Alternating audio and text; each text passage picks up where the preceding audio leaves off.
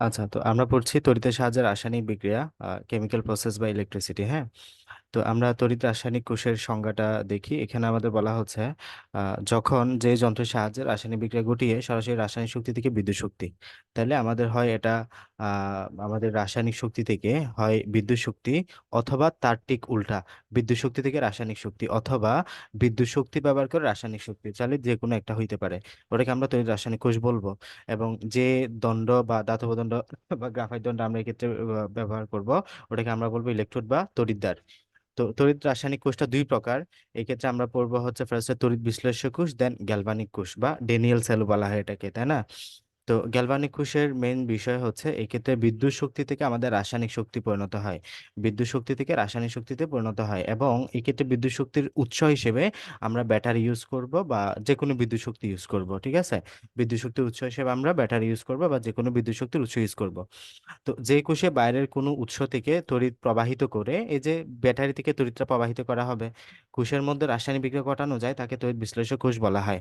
Galvanic কোষ হচ্ছে যে কোষে রাসায়নিক পদার্থসমূহ বিক্রিয়া করে বিদ্যুৎ শক্তি তৈরি করে। আর এক্ষেত্রে আমাদের রাসায়নিক পদার্থসমূহ বিক্রিয়া করে রাসায়নিক শক্তি থেকে আলটিমেটলি তৈরি হয় কি বিদ্যুৎ শক্তি, তৈরি হয় বিদ্যুৎ শক্তি। তাহলে ঠিক উল্টা। এবং এই যে বিদ্যুৎ শক্তি তৈরি হয়েছে ওটাকে যাচাই করার জন্য আমাদের একটা লাইট থাকবে বা গ্যালভানোমিটার থাকবে, যে কোনো একটা। তো এই ক্ষেত্রে আমরা যে কোষের রাসায়নিক শক্তি থেকে বিদ্যুৎ শক্তিতে পরিণত হয় তাকে আমরা বলবো হলো গ্যালভানিক কোষ বা ডেনিয়েল সেল। তো এই ক্ষেত্রে মেইন বিষয় রাসায়নিক শক্তি থেকে বিদ্যুৎ শক্তি হয়, এবং এই ক্ষেত্রে বিদ্যুৎ শক্তিটা যাচাই করার জন্য, তৈরি হয়েছে কিনা যাচাই করার জন্য কোনো লাইট বা গ্যালভানোমিটার আমাদের উপস্থিতি থাকা লাগবে সেলে।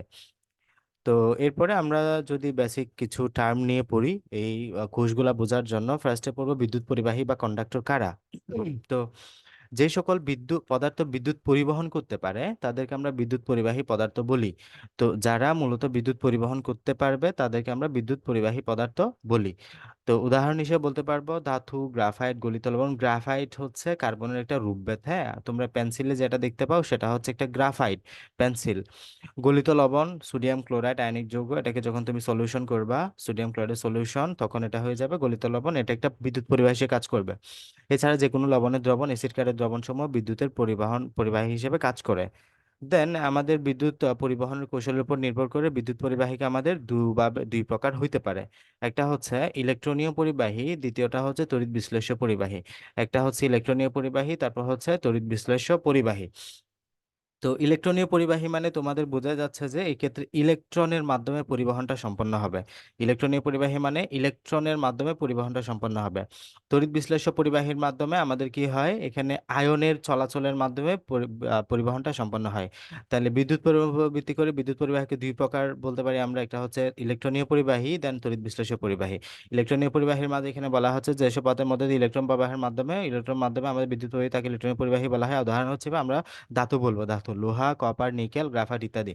তড়িৎ বিশ্লেষ্য পরিবাহী ক্ষেত্রে এক্ষেত্রে আমাদের কঠিন অবস্থায় বিদ্যুৎ পরিবহন করবে না। স্বাভাবিক অবস্থায় আমাদের যেমন কপার সালফেট যখন এটা কঠিন অবস্থায় থাকবে বিদ্যুৎ পরিবহন করবে না। সোডিয়াম ক্লোরাইড যখন ক্রিস্টাল অবস্থায় থাকবে বিদ্যুৎ পরিবহন করবে না। যখনই তুমি সোডিয়াম ক্লোরাইডের সাথে পানি মিশাবা, সলিউশন তৈরি করবা, তখনই তারা বিদ্যুৎ পরিবহন করবে। বুঝে গেছে? তখনই তারা বিদ্যুৎ পরিবহন করবে।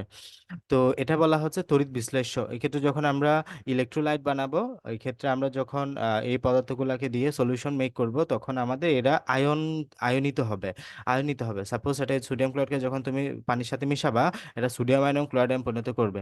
এই সোডিয়াম আয়ন ক্লোরাইডের চলাচলের মাধ্যমে যেহেতু আয়নের চলাচল হবে, এইভাবে তারা বিদ্যুৎ পরিবহন করতে সক্ষম আয়নের চলাচলের মাধ্যমে। আবার তড়িৎ বিশ্লেষ্য পরিবাহী দুই প্রকার। একটা হচ্ছে তীব্র তড়িৎ বিশ্লেষ্য, একটা হচ্ছে মৃদু তড়িৎ বিশ্লেষ্য। তীব্র তড়িৎ বিশ্লেষ্য কারা? যারা আমরা তীব্র অ্যাসিড নামে চিনি। যে সকল তীব্র বিশ্লেষ্য গলিত দ্রবণে সম্পূর্ণরূপে আয়নিত হয়। তো যারা জলীয় দ্রবণে তোমার সম্পূর্ণরূপে আয়নিত হয় তারা হচ্ছে তোমার তীব্র তড়িৎ বিশ্লেষ্য। এখন সম্পূর্ণরূপে আয়নিত হয় এই ক্ষেত্রে আমরা বলতে পারি তোমার আয়নিক যৌগসমূহ সাধারণত সম্পূর্ণরূপে আয়নিত হয়। আমাদের যে তোমার সবল অ্যাসিড ক্ষার, এরা সম্পূর্ণরূপে আয়নিত হয়। তারা কিন্তু তীব্র তড়িৎ বিশ্লেষ্য তৈরি করতে সক্ষম। তাহলে সোডিয়াম ক্লোরাইড বলতে পারো, কপার সালফেট এরা এবং সালফিউরিক অ্যাসিড, এরা তীব্র তড়িৎ বিশ্লেষ্যের উদাহরণ। মৃদু তড়িৎ বিশ্লেষ্য প্রত্যেকটা কিন্তু আসার মতো কোয়েশ্চেন, হ্যাঁ, প্রত্যেকটা লাইন থেকে কোয়েশ্চেন আসতে পারে। মৃদু তড়িৎ বিশ্লেষ্য যে সকল তড়িৎ বিশ্লেষ্য দ্রবণে খুব অল্প পরিমাণ পরিমাণে আয়নিত অবস্থায় থাকে তাদেরকে মৃদু তড়িৎ বিশ্লেষ্য বলা হয়। যেমন পানি, ইথানোয়িক অ্যাসিড ইত্যাদি। তাহলে যে সকল জলীয় দ্রবণ তড়িৎ বিশ্লেষ্য জলীয় দ্রবণে খুব অল্প পরিমাণে থাকবে, অল্প পরিমাণে বিয়োজিত হবে, আয়নিত হবে, তাদেরকে আমরা বলবো মৃদু তড়িৎ বিশ্লেষ্য। পানি, পানি তো তোমার একটা এমনিই সে সমযোজী যৌগ, তাই না? পানি নিজে সমযোজী যৌগ। আমরা জানি সমযোজী যৌগ সমূহ সহজে পানিতে দ্রবীভূত বা আয়নিত হয় না। বাট এই ক্ষেত্রে পানির আরেকটা ধর্ম আছে, সে হচ্ছে পোলার যৌগ। সে হচ্ছে তোমার পোলার যৌগ। পোলার যৌগ কেন বলা হয়? আমরা জানি যখন পানিতে যখন তোমার সমযোজী বন্ধন গঠিত হয়, শেয়ারকৃত ইলেকট্রন যুগলকে এখানে তড়িৎ ঋণাত্মকতার পার্থক্য আছে। অক্সিজেন তড়িৎ ঋণাত্মকতা 3.5, হাইড্রোজেন তড়িৎ ঋণাত্মকতা 3.1। এক্ষেত্রে এদের তড়িৎ ঋণাত্মকতার পার্থক্য যখন আছে, তড়িৎ ঋণাত্মকতার পার্থক্যের জন্য সে ইলেকট্রন গুলাকে টান দেয়, নিজের প্রতি একটা টান দেয়। টান দেয় মানে যেহেতু তড়িৎ ঋণাত্মকতা বেশি, শেয়ারকৃত ইলেকট্রন যুগলকে তার নিজের প্রতি আকর্ষণ করার সামর্থ্য বেশি হয়। তো এই ক্ষেত্রে আমাদের 2 ডেল্টা মাইনাস সৃষ্টি হয়, আর এক্ষেত্রে ডেল্টা প্লাস সৃষ্টি হয়। যেহেতু সে অল্প ইলেকট্রন গ্রহণ করছে, এর অল্প ইলেকট্রন দান করার মতো পরিস্থিতি। এটাকে বলা হচ্ছে আমরা পোলারিটি, যেটা এখানে পোল সৃষ্টি হয়েছে আসলে একটা ধনাত্মক পোল, একটা ঋণাত্মক পোল, এই জন্য এটাকে আমরা বলি পোলারিটি। পানির পোলারিটি ধর্মের জন্য পানি মূলত পানিতে আমাদের এই যে পানি মূলত আয়নিত হয়, বা এখানে আমরা যে কোনো কিছু দ্রবীভূত করতে পারি, এই জন্য পানিকে সার্বজনীন দ্রাবকও বলা হয়। তো এটা মৃদু তড়িৎ বিশ্লেষ্য। অ্যাজ ইউজুয়াল এটা হচ্ছে আমাদের একটা সমযোজী যৌগ। এরপরে আমরা জানি যে তোমার ইথানোয়িক অ্যাসিড একটা দুর্বল অ্যাসিড, তারা মৃদু তড়িৎ বিশ্লেষ্য, কারণ এরা অল্প পরিমাণে আয়নিত হয়, তাই বিধে এরা দুর্বল অ্যাসিড আমরা বলি। এরপর আসে তড়িৎদ্বার। তড়িৎদ্বার মানে কি? আমরা যে দণ্ডগুলা ইউজ করবো মূলত তড়িৎ রাসায়নিক কোষে বিগলিত দ্রবীভূত তড়িৎ বিশ্লেষণের মধ্যে যে দুটো ইলেকট্রনীয় পরিবাহী, অর্থাৎ ধাতব দণ্ড বা গ্রাফাইট দণ্ড প্রকাশ করানো, তাকে তড়িৎদ্বার বলা হয়। তো এই ক্ষেত্রে তড়িৎ রাসায়নিক কোষে একটা তড়িৎদ্বারে কোনো পরমাণু বা আয়ন ইলেকট্রন ত্যাগ করে, অর্থাৎ যে এই তড়িৎদ্বারে জারণ বিক্রিয়া সংঘটিত হয়। অপর তড়িৎদ্বার থেকে ধনাত্মক আয়ন ইলেকট্রন গ্রহণ করে, অর্থাৎ এই তড়িৎদ্বারে বিজারণ বিক্রিয়া সংঘটিত হয় এবং সম্পূর্ণ কোষের মধ্যে জারণ বিজারণ বিক্রিয়া সংঘটিত হয়। তো এই তড়িৎদ্বারে আমাদের জারণ বিজারণ বিক্রিয়াগুলো আমরা দেখবো আসলে। আচ্ছা, এরপরে দেখো তড়িৎ বিশ্লেষক ও তড়িৎ বিশ্লেষণের কৌশলগুলা। এখানে আমাদের বলা হচ্ছে তড়িৎ বিশ্লেষক কোষে বিদ্যুৎ শক্তি বের করে রাসায়নিক বিক্রিয়া ঘটানো হবে। তাহলে আমরা ফার্স্ট অফ অল দুই ধরনের বিক্রিয়া পড়ছি, একটা হচ্ছে গ্যালভানিক কোষ, একটা হচ্ছে তড়িৎ বিশ্লেষক কোষ। আমরা ফার্স্টে তড়িৎ বিশ্লেষক কোষ সম্পর্কে জানি। এক্ষেত্রে আমরা জানি বিদ্যুৎ শক্তি ইউজ করা হবে, ব্যাটারি ইউজ করা হবে, এটাকে আমরা রাসায়নিক বিক্রিয়া ঘটানো হবে এটা ইউজ করে। তো গলিত দ্রবণ দ্রবীভূত অবস্থায় আমরা তড়িৎ বিশ্লেষণের মধ্য দিয়ে বিদ্যুৎ পরিবহনের সময় উক্ত তড়িৎ বিশ্লেষে যে রাসায়নিক বিক্রিয়া সংঘটিত হয় তাকে তড়িৎ বিশ্লেষণ বা ইলেকট্রোলাইসিস বলা হয়। যদি কোশ্চেন আসে তড়িৎ বিশ্লেষণটা কি, তাহলে এখানে তুমি গলিত দ্রবীভূত অবস্থায় তড়িৎ বিশ্লেষণের মধ্য দিয়ে, তড়িৎ বিশ্লেষণ হচ্ছে তোমার ওই সলিউশনটা, এই সলিউশনটাকে বলছো তড়িৎ বিশ্লেষণ। এই তড়িৎ বিশ্লেষণের মধ্য দিয়ে যখন তুমি এখানে ব্যাটারি থেকে কারেন্ট পাস করবা, তখন এখানে যে বিক্রিয়াগুলো সংঘটিত হবে, রাসায়নিক বিক্রিয়া সংঘটিত হবে, জারণ বিজারণ সংঘটিত হবে, এই টোটাল সামগ্রিক প্রক্রিয়াটাকে তুমি বলছো তড়িৎ বিশ্লেষণ বা ইলেকট্রোলাইসিস। তড়িৎ বিশ্লেষণ বা ইলেকট্রোলাইসিস।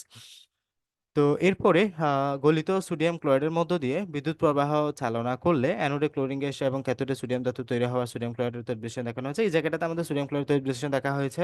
আমাদের আমরা যদি একটু করে তোমাদের বলে দিই, এই জায়গাটাতে আমাদের ব্যাটারি, হ্যাঁ ব্যাটারি আমরা জানি একটা তোমার পজিটিভ প্রান্ত থাকবে, একটা নেগেটিভ প্রান্ত থাকবে। বড় প্রান্তটা হচ্ছে পজিটিভ, ছোট প্রান্তটা হচ্ছে নেগেটিভ। এই যে এটা হচ্ছে আমাদের পজিটিভ প্রান্ত, এটা হচ্ছে নেগেটিভ প্রান্ত। এখন আমাদের এটা দুইটা তড়িৎদ্বার ডুবানো আছে, দেখো দুই জায়গায় দুইটা তড়িৎদ্বার ডুবানো আছে। এই তড়িৎদ্বারকে আমরা অ্যানোড বলতেছি, এই তড়িৎদ্বারকে আমরা ক্যাথোড বলতেছি, মনে রাখবা। এক্ষেত্রে তড়িৎ বিশ্লেষ্য কোষে, তড়িৎ বিশ্লেষ্য কোষে অ্যানোডকে পজিটিভের সাথে যুক্ত করা হবে, ক্যাথোডকে আমাদের নেগেটিভের সাথে যুক্ত করা হবে। অ্যানোডকে পজিটিভের সাথে, ক্যাথোডকে নেগেটিভের সাথে যুক্ত করা হবে। এখন তুমি সলিউশনে কি দিলা? সোডিয়াম ক্লোরাইড দিলা, সোডিয়াম আয়ন ক্লোরাইড আয়ন তৈরি করলো। আমরা জানি ক্লোরাইড হচ্ছে নেগেটিভ, সোডিয়াম হচ্ছে পজিটিভ। তো এখানে আমরা জানি নেগেটিভে পজিটিভ আয়ন, এক্ষেত্রে আমরা জানি অ্যানোড, অ্যানোড হচ্ছে পজিটিভ।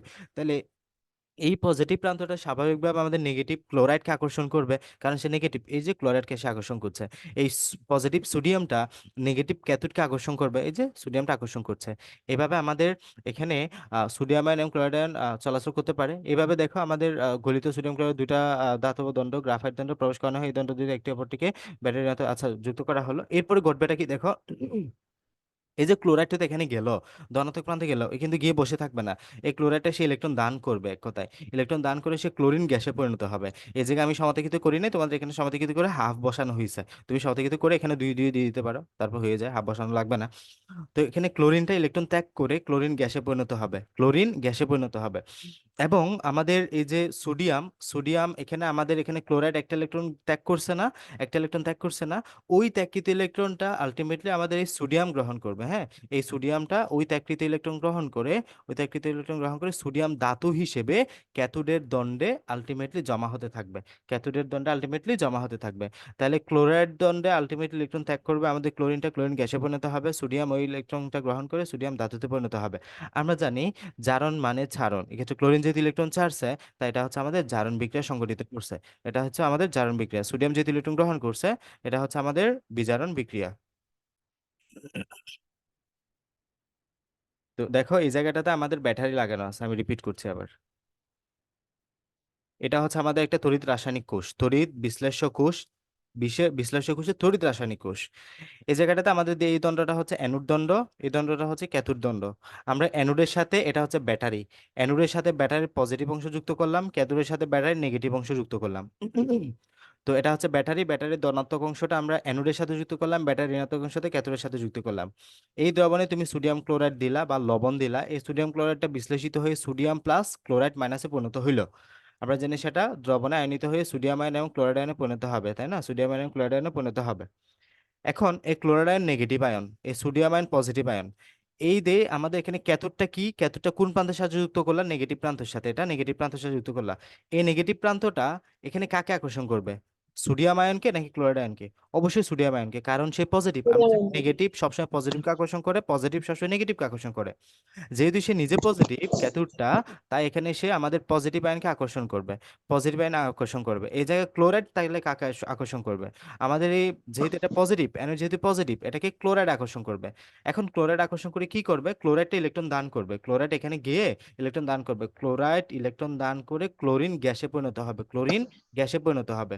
ওই ত্যাগকৃত ইলেকট্রনটা আলটিমেটলি আমাদের ক্যাথোড প্রান্তে এসে এই জায়গায় সোডিয়ামটা, এই যে সোডিয়ামটা ক্যাথোড প্রান্তে এসে ওই সোডিয়ামটা ত্যাগকৃত ইলেকট্রনটাকে গ্রহণ করবে, সোডিয়ামটা ওই ত্যাগকৃত ইলেকট্রনকে গ্রহণ করে সোডিয়াম ধাতুতে পরিণত হবে, এটা হচ্ছে সোডিয়াম ধাতু, এটা হচ্ছে সোডিয়াম আয়ন। এই সোডিয়াম ধাতুতে পরিণত হয়ে আমাদের এই যে এই জায়গাটাতে ক্যাথোডের দণ্ডে আলট্রা আস্তে আস্তে জমা হতে থাকবে। তো যেহেতু এখানে ক্লোরাইডটা ইলেকট্রন দান করছে তাই এটা হচ্ছে আমাদের জারণ, সোডিয়ামটা ইলেকট্রন গ্রহণ করছে তাই এটা হচ্ছে আমাদের বিজারণ। আমরা জানি জারণ মানে জারণ, এক্ষেত্রে ক্লোরাইড ইলেকট্রন ছাড়ছে না তাই এটা জারণ, সোডিয়াম ইলেকট্রন গ্রহণ করছে না তাই এটা বিজারণ। এভাবে জারণ বিজারণ সংঘটনের মাধ্যমে আমাদের তড়িৎ বিশ্লেষ্য কোষে তড়িৎ বিশ্লেষণ প্রক্রিয়াটা হয়ে থাকে।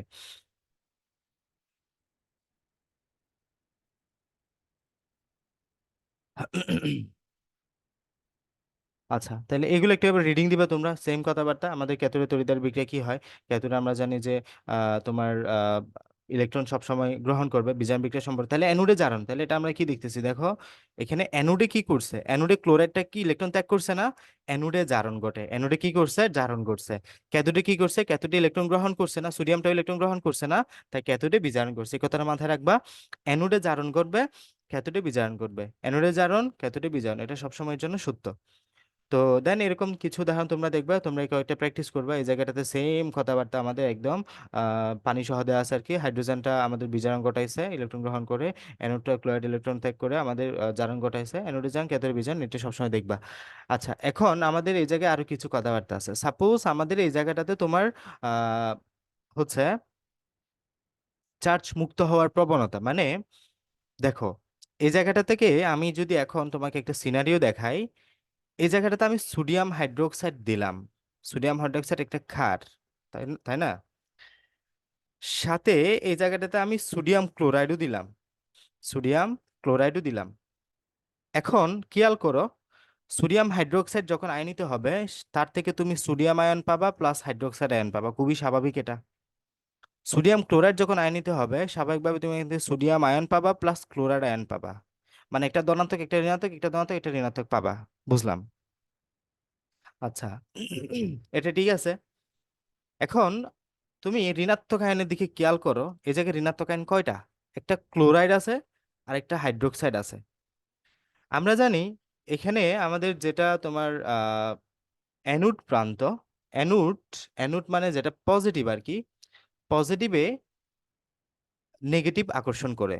দেখো এই জায়গাটাতে আমাদের ক্লোরাইড এবং ওএইচ দুটাকে আকর্ষণ করছে, মানে ক্লোরাইডও এই ক্ষেত্রে যাচ্ছে, ওএইচও এই ক্ষেত্রে যাচ্ছে, মানে দুজনেই ইলেকট্রন দান করবে, মানে জারণ ঘটাবে আলটিমেটলি।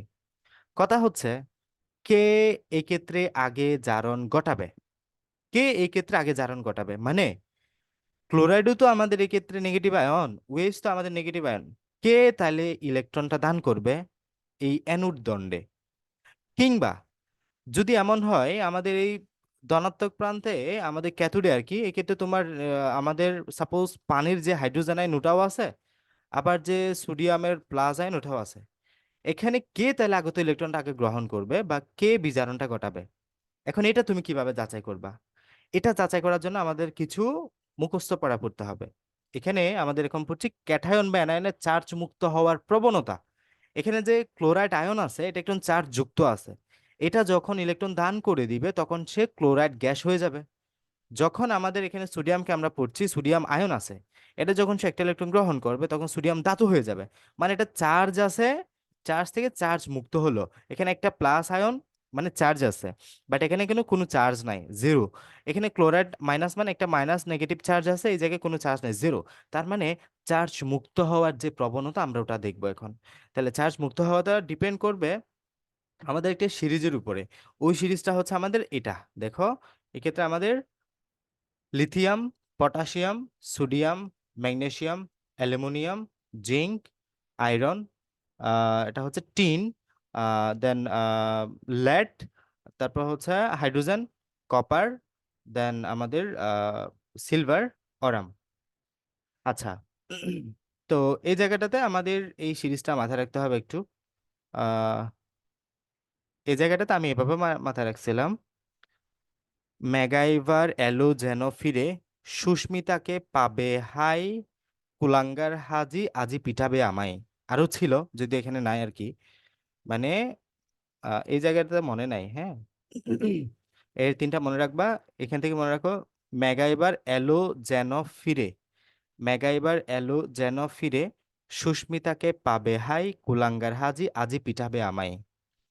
আচ্ছা, তো এটা এবার মাথায় রাখতে পারো। দেন এক্ষেত্রে আমাদের নাইট্রেট আয়নটা মাথায় রাখবা একটু, এখানে সবার উপরে নাইট্রেট আয়ন, এখানে হাইড্রোক্সিল আয়ন, এটা মাথায় রাখলে চলবে। তো এখানে এবার আমরা পড়ে দেখি আমাদের এই সারণী ধাতুর সক্রিয়তা সিরিজ বা আমাদের ধাতুর রাসায়নিক তৈরি রাসায়নিক সারি বলে সক্রিয়তা সিরিজটা আর কি। এই সারির যে কোনো দুটা মৌলের যে ধাতুটি উপরে অবস্থিত সেই ধাতুটি অধিক সক্রিয়, অর্থাৎ সেই ধাতুটি দ্রুত বিক্রিয়া করে। মানে এখন আসো, তুমি যে এখানে ধরলা কি কি আয়ন ধরলা,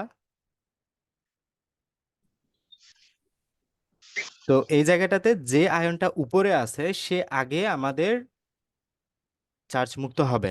এখন আমার খেয়াল করো এই জায়গাটাতে আমরা যে দুইটা আয়ন নিয়েছিলাম, ধনাত্মক আয়ন, এই যে আমরা নিয়েছিলাম সোডিয়াম এবং একসাথে সোডিয়াম এবং কই, এটা হচ্ছে ক্লোরাইড আয়ন। আচ্ছা, এই জায়গাটাতে আমরা নিয়েছিলাম একটা হচ্ছে ক্লোরাইড আয়ন, একটা হচ্ছে হাইড্রোক্সিল আয়ন। খেয়াল করো ক্লোরাইড কোথায়, হাইড্রোক্সিল কোথায়, এখানে তো ক্লোরাইড দেয়ই নেই মনে হয়। আচ্ছা দিছে, এই যে দেখো, ক্লোরাইড হচ্ছে আমাদের কই 2 নাম্বার 3 নাম্বারে আছে। ক্লোরাইড হচ্ছে তোমার 3 নাম্বারে, একেবারে ক্লোরাইড 3 নাম্বারে, আর হাইড্রোক্সাইড হচ্ছে সবার নিচে।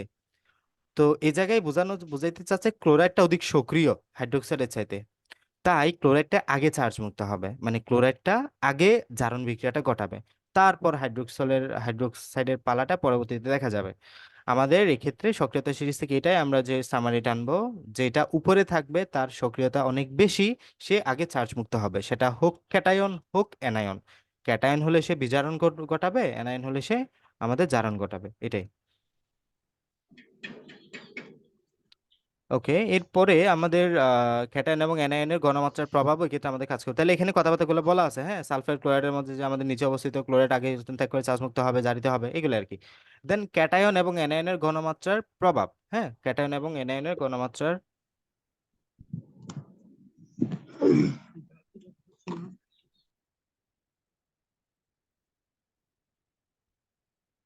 আচ্ছা, ক্যাটায়ন এবং অ্যানায়নের ঘনমাত্রার প্রভাব, তো এক্ষেত্রে দ্রবণের একের অধিক ক্যাটায়ন বা অ্যানায়ন থাকলে চার্জমুক্ত হওয়ার প্রবণতার চেয়ে ঘনমাত্রার প্রভাব অনেক বেশি কার্যকর হয়। মানে এক্ষেত্রে আমাদের ঘনমাত্রার প্রভাবটা অনেক বেশি ম্যাটার করবে, যার ঘনমাত্রা বেশি সে আগে চার্জমুক্ত করবে, এটাই স্বাভাবিক। কক্ষ তাপমাত্রায় 0.1 মোলার সোডিয়াম ক্লোরাইড জলীয় দ্রবণে আমাদের অ্যানায়ন ক্লোরাইড আয়নের চাইতে আয়নের ঘনমাত্রা 0.1 মোলার হয়। অন্যদিকে পানি বিয়োজনে অ্যানায়ন হাইড্রোক্সাইড আয়নের ঘনমাত্রা হবে 10⁻⁷ মোলার। তো এই ক্ষেত্রে পানির অ্যানায়নে আমাদের স্বাভাবিকভাবে আমরা জানি পানি পানির যে তোমার pH 7, ওখান থেকে আসলে এটা ঘনমাত্রা আমরা pH 7টা সেগুলো থেকে মূলত হাইড্রোজেন আয়নের ঘনমাত্রা আমরা 10^7 বলতে পারি, হাইড্রোক্সিজেন আয়নের ঘনমাত্রা 10^7 মোলার হয়। মানে এটা ক্লোরাইডের সাথে 10^6 গুণ বেশি হয় আসলে, এটা 0.1 মোলার আর এতে করে 10^6 মোলার, 7 মোলার, অনেক বেশি আসলে আমাদের সোডিয়ামের ঘনমাত্রাটা বা ক্লোরাইডের ঘনমাত্রাটা। তো এই ক্ষেত্রে আমাদের ক্লোরাইড নিচে হওয়ায় হাইড্রোক্সাইডের আগে চার্জ মুক্ত হওয়ার প্রবণতা অনেক বেশি, মানে ক্লোরাইডের ঘনমাত্রা যেহেতু অনেক বেশি, এটা চার্জ যুক্ত অনেক, এটা আমাদের চার্জ মুক্ত হওয়ার বেশি, চার্জ মুক্ত হওয়ার বেশি, কিন্তু ক্লোরাইড ঘনমাত্রা বেশি হওয়ায় ক্লোরাইড আগে চার্জ মুক্ত হবে। মানে এখানে আমাদের স্বাভাবিকভাবে ক্লোরাইড ঘনমাত্রা 0.1, চিন্তা করো 0.1, আর এখানে আমাদের যেটা হাইড্রোক্সাইডের ঘনমাত্রা 10^7, 10^7 মানে বুঝছো সংখ্যাটা কত ছোট। মানে তুমি এককে 1-এর সাথে 10টা শূন্য দিয়ে ভাগ করলে যে সংখ্যাটা পাবা, এটা খুবই খুবই ছোট একটা সংখ্যা। তার মানে এটা যেহেতু অনেক বেশি, তাই ক্লোরাইডটা অনেক বেশি আগে আমাদের চার্জ মুক্ত হবে। এবার তড়িৎদ্বারের প্রকৃতির উপরে কিছুটা ডিপেন্ড করে, এমসিকিউর জন্য এগুলো আসতে পারে, সেজন্য আমি একটু দেখাই দিচ্ছি। তড়িৎ বিশ্লেষণ তড়িৎদ্বারের প্রকৃতির উপর ডিপেন্ড করবে। আমরা জানি তড়িৎ বিশ্লেষক কোষে তড়িৎদ্বারের প্রকৃতি অনেক সময় চার্জ মুক্ত হওয়ার জন্য উপরে দুইটা নিয়মের ব্যতিক্রম ঘটায়। তোমরা দেখেছো যে সোডিয়াম ক্লোরাইড জলীয় দ্রবণে দুই ধরনের ক্যাটায়ন থাকে, একটা সোডিয়াম আয়ন, অপরটা হচ্ছে হাইড্রোজেন আয়ন। যদি প্লাটিনাম তড়িৎদ্বার ব্যবহার করা হয়, চার্জ মুক্ত হওয়ার প্রবণতা ক্যাথোডে হাইড্রোজেন চার্জ যুক্ত হয়ে হাইড্রোজেন উৎপন্ন হয়। মানে এক্ষেত্রে আসলে এগুলো তোমাদের যদিও নয়, প্লাটিনাম যদি ব্যবহার করা হয়, হ্যাঁ প্লাটিনাম গ্যাসীয় তড়িৎদ্বার বলে একটা কথা আছে আমাদের, এগুলো এইচএসসি তে পড়বা। প্লাটিনাম তড়িৎদ্বার যদি ব্যবহার করা হয়, এক্ষেত্রে চার্জ মুক্ত হওয়ার প্রবণতা অনুযায়ী ক্যাথোডে হাইড্রোজেন চার্জ মুক্ত হয়ে হাইড্রোজেন গ্যাস উৎপন্ন করে।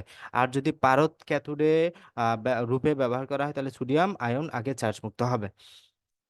আচ্ছা, বিশুদ্ধ পানি তড়িৎ বিশ্লেষণ এগুলো পড়ে নিবে এই জায়গাটা থেকে, খুবই সহজ পড়া। এই জায়গায় আমাদের পানি তড়িৎ বিশ্লেষণ করলে কি কি হবে, মানে আমরা জানি পানিকে তড়িৎ বিশ্লেষণ করলে তুমি হাইড্রোজেন আয়ন পাবা, হাইড্রোক্সিল আয়ন পাবা, ঠিক আছে। তাহলে এটা আমাদের সহজে ইলেকট্রন দান করবে এবং অক্সিজেন গ্যাসে পরিণত হবে, হাইড্রোজেন ইলেকট্রন দান গ্রহণ করে হাইড্রোজেন গ্যাসে পরিণত হবে। মানে এটা জারণ ঘটাবে, এটা ক্যাটায়ন ঘটাবে, ব্যাটারির ধনাত্মক ঋণাত্মক প্রান্তের সাথে যুক্ত করলা, খুবই সহজ। এমনি রিডিং দিলে পড়তে বুঝতে পারবা। তড়িৎ বিশ্লেষণের ব্যবহারটা একটু পড়ে নিও। দেন আমরা কোথায় কোথায় ব্যবহার করি, এটা ধাতু বিশুদ্ধীকরণে ব্যবহার করি, ক খ নাম্বার আসতে পারে, এগুলো খ নাম্বারের কোয়েশ্চেন আসে, কোথায় কোথায় ব্যবহার করতে পারো। তারপর হচ্ছে ইলেকট্রোপ্লেটিং বা তড়িৎ প্রলেপনে ব্যবহার করা হয়। আমরা জানি একটা ধাতুর উপর যখন অন্য একটা ধাতুর প্রলেপ দেওয়া হয়, এই প্রক্রিয়াটাকে আমরা বলি ইলেকট্রোপ্লেটিং। একটা ধাতুর উপর অন্য ধাতুর প্রলেপ দেওয়ার যে প্রক্রিয়া, একটা ধাতুর উপর অন্য ধাতুর প্রলেপ দেওয়ার যে প্রক্রিয়া, এটাকে আমরা বলি ইলেকট্রোপ্লেটিং বা তড়িৎ প্রলেপন। তো এই তড়িৎ প্রলেপন প্রক্রিয়া আমাদের এই বিক্রিয়াটা ব্যবহার করা হয়। তো এই জায়গায় খেয়াল করে আমি এই চিত্রটা একটু ভালোভাবে বোঝাই দিই, কারণ এটা সিকিউতে আসে তোমাদের।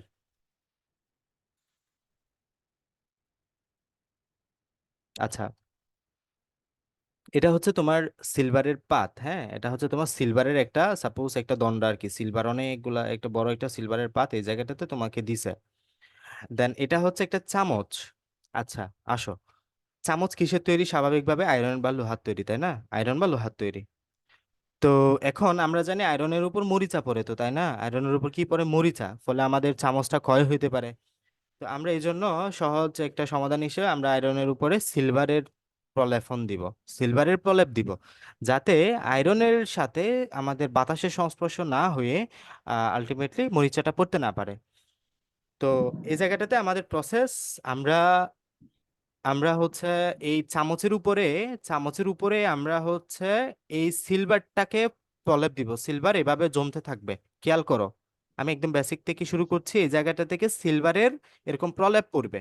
কখন এই প্রলেপটা পড়বে, আমি একটু আগে মনে হয় সোডিয়াম যখন পড়াচ্ছিলাম বলেছিলাম, এটা হচ্ছে আমাদের ক্যাথোড দণ্ড। ক্যাথোড দণ্ডের উপর সোডিয়ামটা, এই যে সোডিয়াম প্লাসটা একটা ইলেকট্রন গ্রহণ করে সোডিয়াম ধাতুতে পরিণত হচ্ছে, ধাতুতে পরিণত হয়ে এটা এই ক্যাথোডের গায়ে এভাবে এভাবে জমতে আছে, আমি বলার সময় বলেছিলাম এটা। এখন দেখো, আমরা জানি বিজারণে ইলেকট্রন গ্রহণ করে, বিজারণে ইলেকট্রন গ্রহণ করে, জারণে ইলেকট্রন ছাড়ে। ইলেকট্রন ছেড়ে আলটিমেটলি এই ইলেকট্রনটা সোডিয়ামটা গ্রহণ করে, এটা সোডিয়াম ধাতুতে পরিণত হয়, ধাতুর সাথে ধাতু এই জায়গায় জমতে থাকে। এখন আসো এখানের বিষয়টা কি, মনে রাখবা এই জায়গাটাতে যদি আমি একদম শুরু থেকে বলি, এই যা সিলভার পাত, হ্যাঁ এই সিলভার পাতটা তোমার অ্যানোড হিসেবে কাজ করতেছে। এই সিলভার পাতটা কি হিসেবে কাজ করতেছে, অ্যানোড। খেয়াল করো ব্যাটারির, আমি বলেছি ব্যাটারির বড় প্রান্তটা হচ্ছে পজিটিভ প্রান্ত, ছোট প্রান্তটা হচ্ছে নেগেটিভ প্রান্ত। এই জায়গায় বড় প্রান্তের সাথে যুক্ত থাকা অ্যানোড, দেখো বড় প্রান্তের সাথে অ্যানোড, আমরা জানি অ্যানোড ধনাত্মকের সাথে যুক্ত থাকে। ছোট প্রান্তের সাথে যুক্ত থাকা ক্যাথোড, যেটা হচ্ছে আমাদের ঋণাত্মক প্রান্তের সাথে যুক্ত আছে। তো অ্যানোডটা ধনাত্মকের সাথে, ক্যাথোডটা ঋণাত্মকের সাথে যুক্ত আছে। এখন অ্যানোড হিসেবে কাজ করতেছে তোমার সিলভারের পাতটা, ক্যাথোড হিসেবে কাজ করতেছে তোমার দেওয়া চামচটা। তুমি যেই চামচের উপর প্রলেপ তৈরি করবা, ওই চামচটা এই বিক্রিয়ায় ক্যাথোড হিসেবে কাজ করতেছে, স্বয়ং সে নিজে ক্যাথোড হিসেবে এই বিক্রিয়ায় কাজ করতেছে। এখন আসো, তুমি এটা বিক্রিয়াটা ঘটাবা সিলভার নাইট্রেট দ্রবণে। সিলভার নাইট্রেট দ্রবণে। এখন সিলভার নাইট্রেট দ্রবণে যখন তুমি সলিউশন তৈরি করবা, আমরা জানি এখানে আমরা সিলভার প্লাস আয়ন পাবো, সাথে নাইট্রেট আয়ন পাবো, নাইট্রেট আয়ন পাবো। স্বাভাবিকভাবে এটা হচ্ছে আমাদের কি, এটা হচ্ছে আমাদের পজিটিভ, এটা হচ্ছে আমাদের নেগেটিভ। এই যে অ্যানোডে পজিটিভ, ক্যাথোডে নেগেটিভ। তো ব্যাটারির ধনাত্মক প্রান্ত পজিটিভ হয়, ঋণাত্মক প্রান্ত নেগেটিভ হয়, বারবার বলছি। তো আমরা জানি স্বাভাবিকভাবেই এখানে সিলভার এর যে আমাদের নেগেটিভ অংশ, এই নেগেটিভ অংশটা আমাদের ধনাত্মকের সাথে আকর্ষণ করবে। দেখো, নাইট্রেটটা যাচ্ছে এদিকে, আর সিলভার যে পজিটিভ অংশটা, এটা নেগেটিভ যেটা আছে চামচ, যেটা আমাদের নেগেটিভের সাথে যুক্ত আছে ক্যাথোডের সাথে, ওটা আকৃষ্ট করছে। তীর চিহ্ন খেয়াল করো, চামচের দিকে দেয়া, কারণ সে পজিটিভ, সে নেগেটিভের দিকে আকর্ষণ করবে, এটা নেগেটিভ পজিটিভ দিকে আকর্ষণ করবে। এখন আসো গিয়ে কি করবে তাহলে, এই যে আমাদের যেটা তোমার সিলভার, এদিকে দেখতে পাচ্ছ সিলভার, এই সিলভারটা কি করবে, এই সিলভারটা এর আগে যদি আমরা বলি, এখানে ক্যাথোডে কি বিক্রিয়া করবে তোমার এই জায়গায়, আমাদের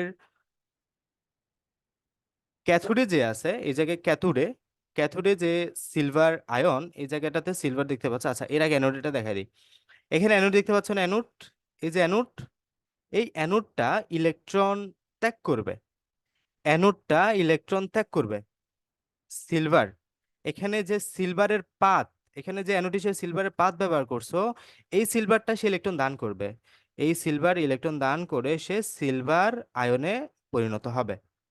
আচ্ছা, তো এই জায়গায় যে ইলেকট্রনটা সে ত্যাগ করলো, ওই ইলেকট্রনটা দ্রবণের যে সিলভার আয়ন একটা আছে না, দ্রবণের আমরা জানি এখানে সিলভার নাইট্রেট দিছিলা তুমি, সিলভার নাইট্রেটটা তোমার আয়নিত হয়ে সিলভার প্লাস নাইট্রেট আয়নে পরিণত হইল।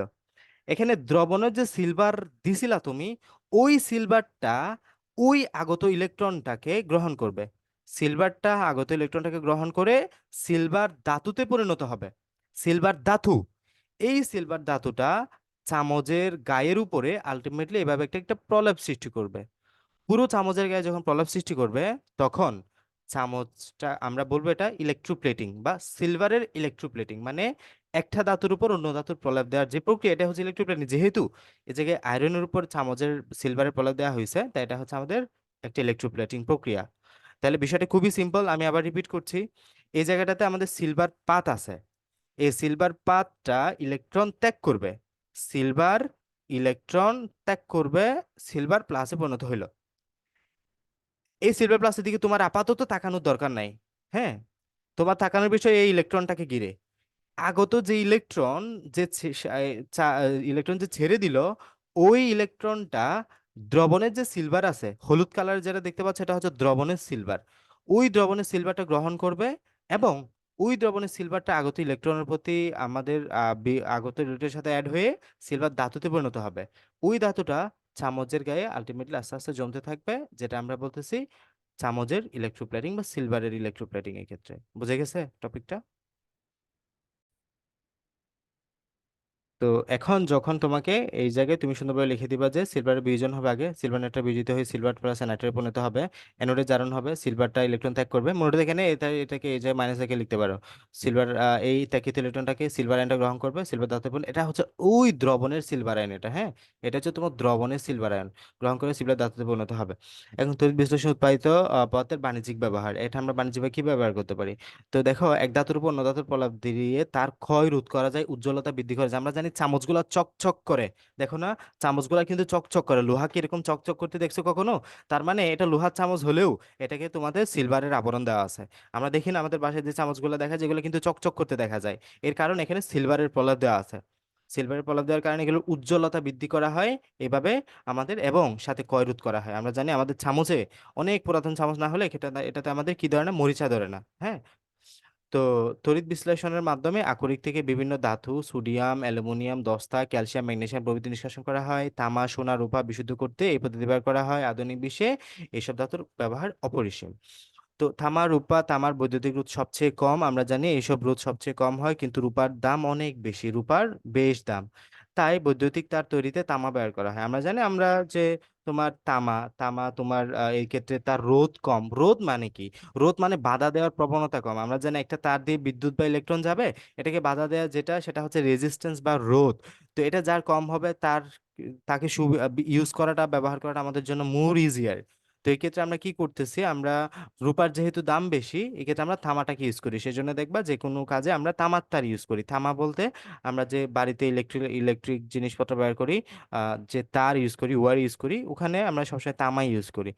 তোমরা কি চিন্তা করতে পারো যে সারা বিশ্বে কত বৈদ্যুতিক তার ব্যবহার করা হচ্ছে? অ্যালুমিনিয়াম অতি প্রয়োজনীয় একটা ধাতু। এই ধাতু দিয়ে বিভিন্ন থালা বাসন তৈরি করা হয়। তাছাড়া অ্যালুমিনিয়াম হালকা ধাতু বলে বিমান তৈরিতে অ্যালুমিনিয়াম ব্যবহার করা হয়। লোহার উপর মরিচা পড়া ঠেকাতে লোহার উপর দস্তা বা ম্যাগনেসিয়ামের প্রলেপ দেওয়া হয়, এবং এতে লোহার স্থায়িত্ব বৃদ্ধি পায়। অল্প দামি ধাতুর গয়নার উপরে, ধাতুর উপর উজ্জ্বল ধাতু যেমন ক্রোমিয়াম, নিকেল, সোনা, রূপা প্রভৃতি প্রলেপ দেওয়া হয়। এতে গয়না অনেক উজ্জ্বলতা এবং মসৃণ হয়। সমুদ্রের পানির তড়িৎ বিশ্লেষণে উৎপন্ন ক্লোরিন জীবাণুনাশক হিসেবে ব্যবহার করা হয়। সমুদ্রের পানিতে কি থাকবে? সোডিয়াম ক্লোরাইড থাকবে না? এই সোডিয়াম ক্লোরাইডের মাধ্যমে আমাদের এখানে তড়িৎ বিশ্লেষণের মাধ্যমে ক্লোরাইডকে আলাদা করা হয়। ওই ক্লোরিনকে জীবাণুনাশক হিসেবে ব্যবহার করা যায়। বিভিন্ন শিল্পে কাঁচামাল হিসেবে আসলে সোডিয়াম হাইড্রোক্সাইড কার ব্যবহৃত হয়।